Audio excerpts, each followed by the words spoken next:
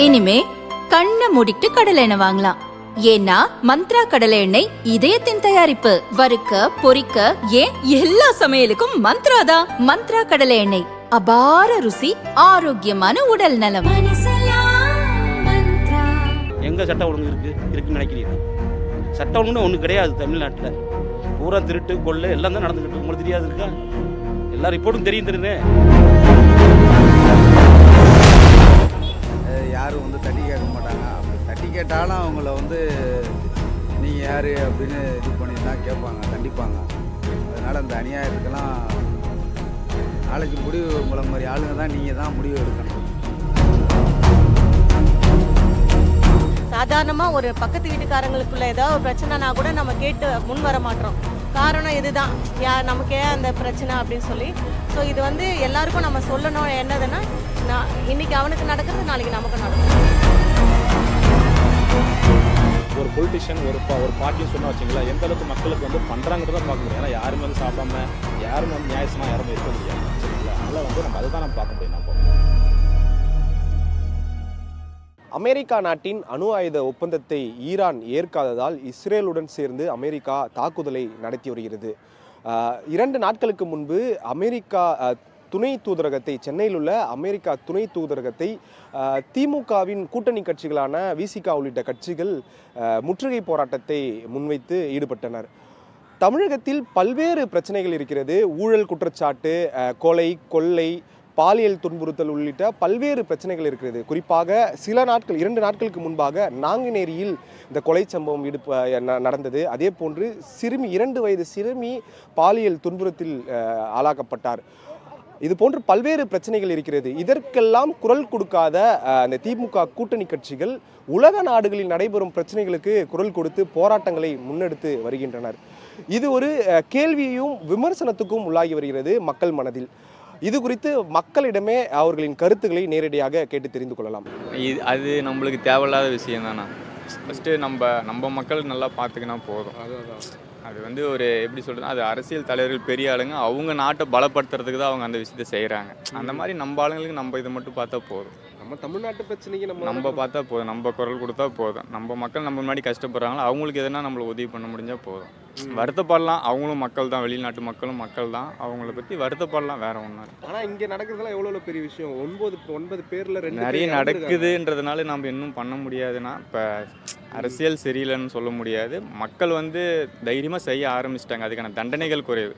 தமிழ்நாட்டில் ஒழுங்கு சரியாக செயல்பட்டா ஒரு பயம் இருக்கும்ல மக்கள் மனதில். கண்டிப்பாக அதுக்கான முடிவு அதுதான் எடுக்கணும். நம்ம அடுத்தவங்களை குறை சொல்லி அந்த இது இதுக்கெல்லாம் காரணம் என்ன அப்படின்னு நினச்சிங்கன்னா, அவங்கவுங்க வேலையை தான் பார்க்கணுன்னு நினைக்கிறாங்க. அதுக்கு மக்களுக்கு விழிப்புணர்வே இல்லை. எதுக்காக குரல் கொடுக்கணும், நம்மளுடைய விஷயம் நாளைக்கு அவங்களுக்கு நடக்கிறது நமக்கும் நடக்கும்ன்றது யாருக்குமே தெரிய மாட்டேங்குது.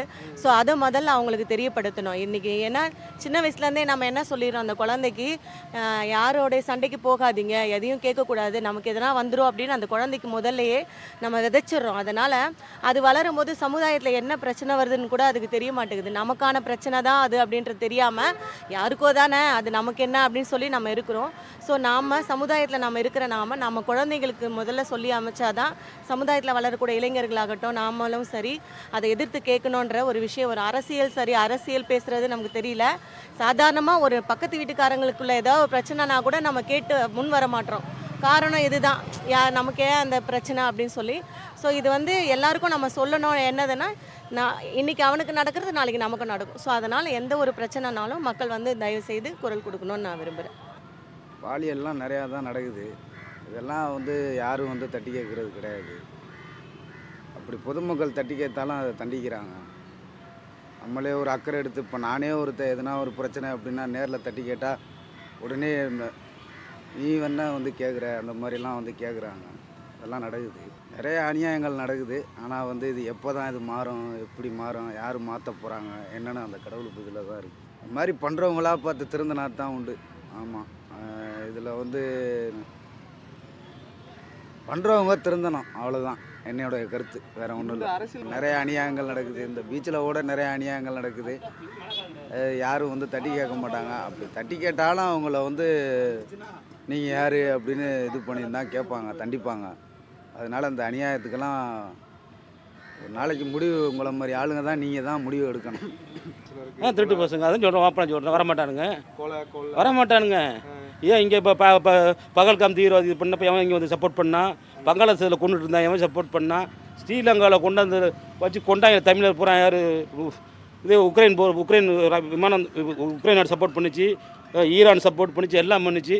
அப்போ அவனு கேட்கலையே, போராட்டம் ஈரான் அழிக்கட்டுமே என்ன தவறு இருக்குது, போராட்டமே குண்டை 4 குண்டை அப்படி இங்கே ஒரு அரசியல் குண்டை போட்டு சந்தோஷப்படுவேன் நான்லாம்.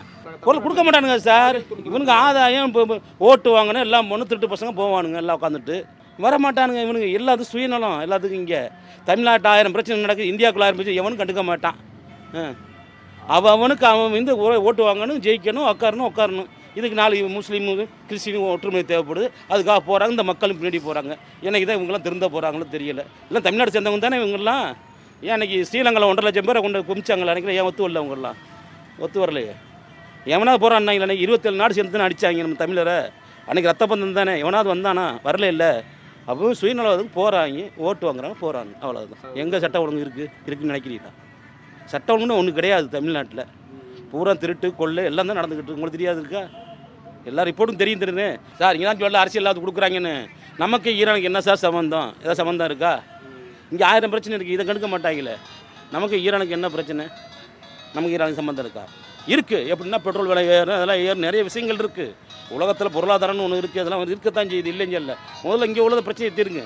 ஆக்சுவலி வந்து இப்போது தமிழ்நாடு அரசாங்கம் இப்போ இருக்குதுன்னு சொன்னா வச்சுங்களேன், அவங்களால என்ன முடியுமோ அது எல்லாமே பண்ணிட்டு இருக்காங்க. சரிங்களா? நீங்கள் பெண்கள் பாதுகாப்புலையும் சரி, இல்லை மற்ற இதுலேயும் சரி, எல்லாத்துலேயும் பார்த்தீங்கன்னா வந்து தமிழ்நாடுன்றது நம்ம லாஸ்ட் இடத்துல தான் இருக்கும், நம்ம ஃபஸ்ட் இடத்துல இல்லை. அதை தாண்டி வந்து நார்த் லொக்கேஷன்லாம் பார்த்தீங்கன்னா இன்னும் எவ்வளோ வந்து பிரச்சனைலாம் போயிட்டு தான் இருக்குது.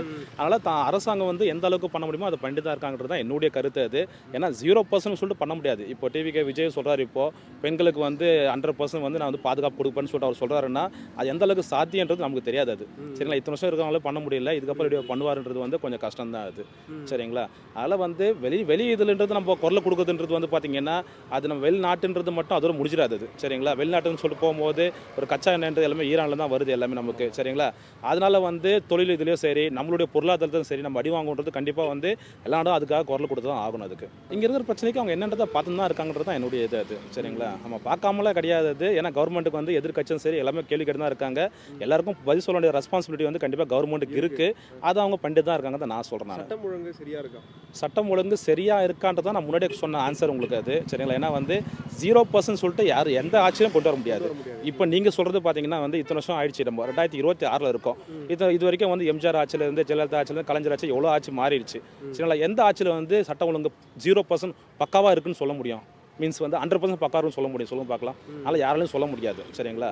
அதனால் ஒரு ஆட்சி வரும்போது சரி அவங்களால என்ன பண்ண முடியுமோன்றது அதை பண்ணிட்டு தான் இருக்காங்கிறது என்னுடைய இது. சரிங்களா? ஏன்னா இப்போ இருக்கிற சூழலுக்கு வந்து ஒரு பொலிட்டிஷியன் ஒரு பார்ட்டின்னு சொன்னால் வச்சுங்களேன், எந்த அளவுக்கு மக்களுக்கு வந்து பண்ணுறாங்கிறத பார்க்க முடியும். ஏன்னா யாருமே வந்து சாப்பிடாம, யாருமே வந்து நியாயசனாக யாருமே இருக்க முடியாது. சரிங்களா? அதனால் வந்து நம்ம அதை தான் நம்ம பார்க்க முடியும். நம்ம ஏன்னா ப்ராக்டிக்கலாக பார்த்தோன்னா அதுதான் நம்ம உண்மை. நம்ம சரிங்களா?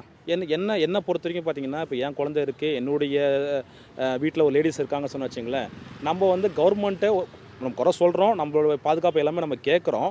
அதை தாண்டி வந்து ஒரு பெற்றோரும் சரி, சரிங்களா, அவங்களுடைய பெண் பிள்ளைங்களும் சரி, இல்லை சிறுமிகளும் சரி, ஏன்னா காலகட்டம் வந்து அடுத்த கட்டத்துக்கு வந்து மாறும்போது, ஒரு ட்ரெஸ் கோட்லேயும் சரி எல்லாத்துலேயும் மாறும்போது நம்ம எப்படி வாழன்றது வந்து நம்ம மக்கள் பார்க்கணுன்றது தான் என்னுடைய கருத்து. சரிங்களா? ஏன்னா வந்து மற்றவங்களை குறை சொல்கிறது தேவையில்லை. சரிங்களா? இன்றைக்கி வந்து பார்த்திங்கன்னா நம்ம பொலிட்டிஷனை பற்றி, யாரை பற்றி, ஸ்டாலினை பற்றியோ இல்லை வந்து எடப்பாடி யாரை பற்றி சொன்னாலுமே சரி நம்ம சொல்ல தான் முடியுமே தவிர, மற்றபடி நம்ம உழைச்சா தான் நம்மளுக்கு சாப்பாடுன்றது இருக்குது. பார்த்தீங்களா? அதே மாதிரி தான் வந்து நம்மளுடைய பெண் பிள்ளைங்களையும் சரி, நம்மளுடைய சுற்று வட்டாரத்தில் நம்ம கரெக்டாக பார்த்து நம்ம குடும்பத்தை பார்த்துன்னு போயிடணும். இப்படி ஒருத்தரும் வந்து ஒரு பெண் பிள்ளைங்களும் சரி அந்த ட்ரெஸ் கோட்லேருந்து எல்லாத்துலேயும் கரெக்டாக சீராக அமைச்சாலே வந்து இந்த பிரச்சனை கம்மியாகன்றது என்னுடைய கருத்து இது.